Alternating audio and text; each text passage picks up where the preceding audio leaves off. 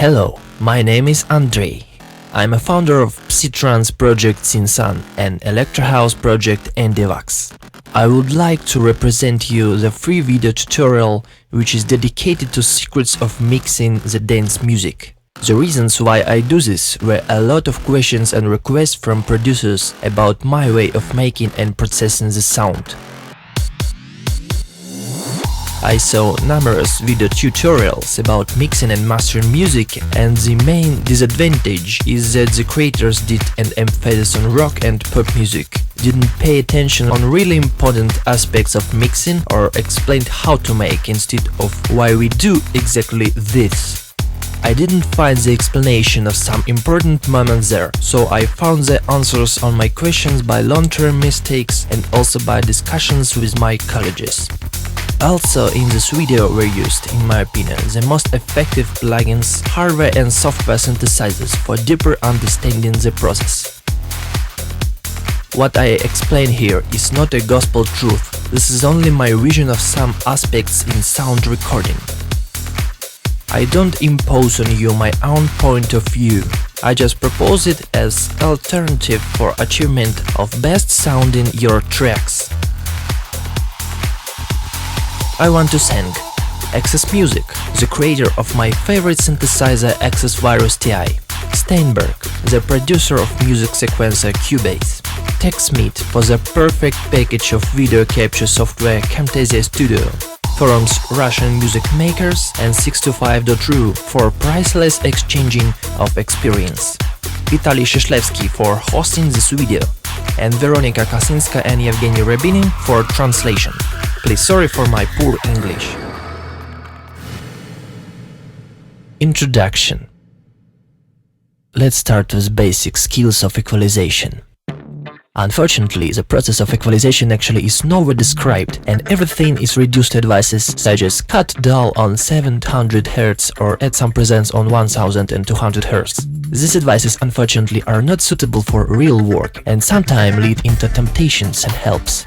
The equalization allows to eliminate frequencies conflicts between instruments. It is connected with non-linearity human to hearing, namely with the effect of acoustical masking. The problem of frequencies conflict is that we have two sources with overlapped spectrum, and one of them is louder than another, so we stop to hear sound, which is more silent. The vivid example of frequencies conflict is the conversation in an airport. When a plane is flying up, we stop to hear what an interlocutor talks. That means that the noise of flying up plane blocks the spectrum speech and we don't hear our interlocutor's voice. Absolutely, the same problem is with instrument sound. Every producer has the same problem. All instruments sound perfect separately, but together it is soap. This soap is a result of acoustical masking. In acoustic music, for example, in symphonic orchestras, the equalization is impossible and the sound of instruments doesn't change. You can avoid this problem of frequencies conflicts with correct arrangement. Actually, there is a much in common between classical and electronic music. For example, Jimi Hendrix plays trance in 70s years, but at the time there were no drum machines and virtual analog synthesizers. So his trance sounds like strange beat on acoustic drums and indescribable sounds from his Fender. In electronic music, the equalizers and devices of dynamical processing are used for every instrument in 90% of cases. The main idea of equalization is to eliminate frequencies conflicts.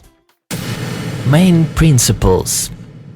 First, there is no universal equalizer. Till this moment I haven't found universal equalizer just because of one reason. In music, except the process, there is a concept of musicality. That means that two different equalizers, compressors and chorus will sound different. Sometimes this difference is minimal, but at identical but extreme adjustments of device, the difference can be obvious.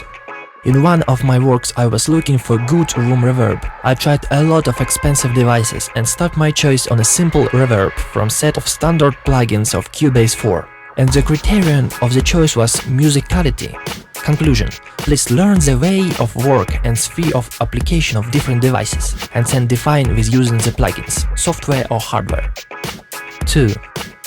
The equalizer works less with cutting frequencies than with rising of it. 3.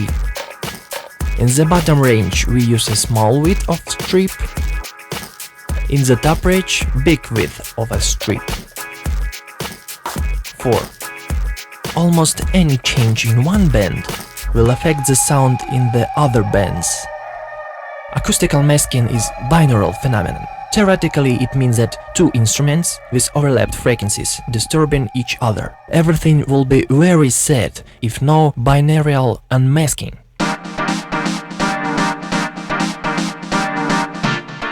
The sense of binaural unmasking is if two sound sources with similar spectrums are situated in one space, set at a parity of levels in 12-15 decibels. The weakest will disappear.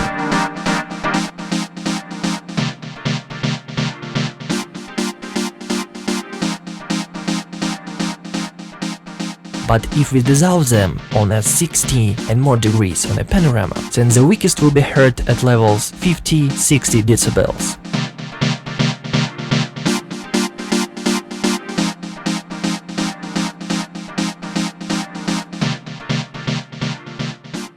So that means that it can eliminate frequency conflicts. Many producers start mixing with pushing a button mono on a master section.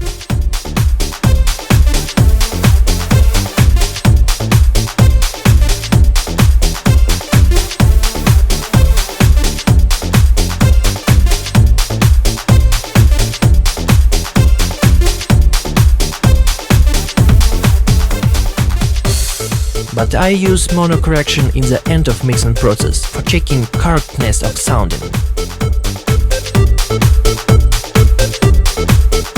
More often, the problem with bass and sub-bass spectrum of mixes frequencies can be easily watched in mono mode. Also, a big influence has an addition of right and left channel. If we use working with phase effect incorrect, chorus, phaser, flanger, stereo enhancers and so on, the sound can disappear from our track.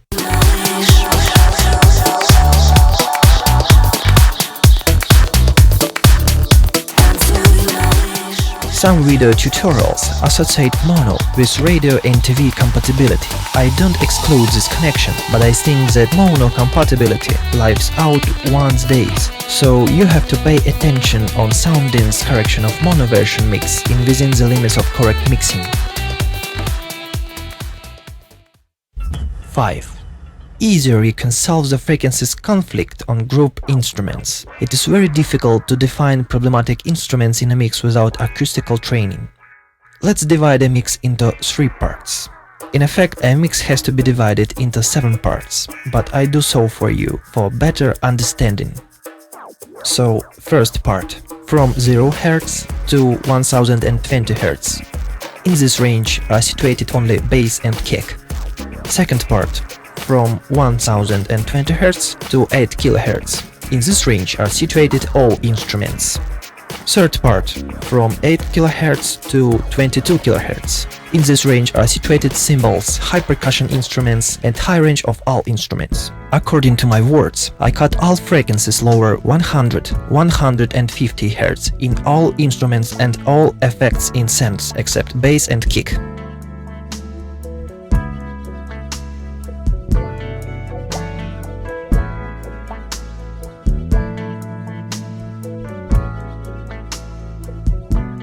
For this, I use only equalizer UAD1 Cambridge AQ. It has special mode for extreme cut, elliptic 6, which provides to cut sub-bass artifacts for 100%.